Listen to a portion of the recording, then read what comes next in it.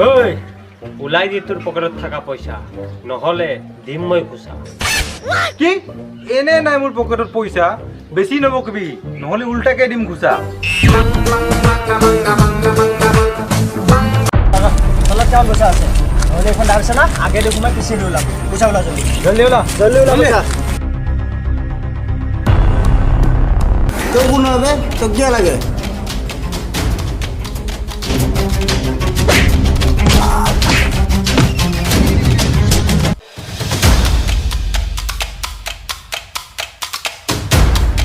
তহঁতে যে ড্ৰাগছ লোৱা মানুহজনৰ নাম কি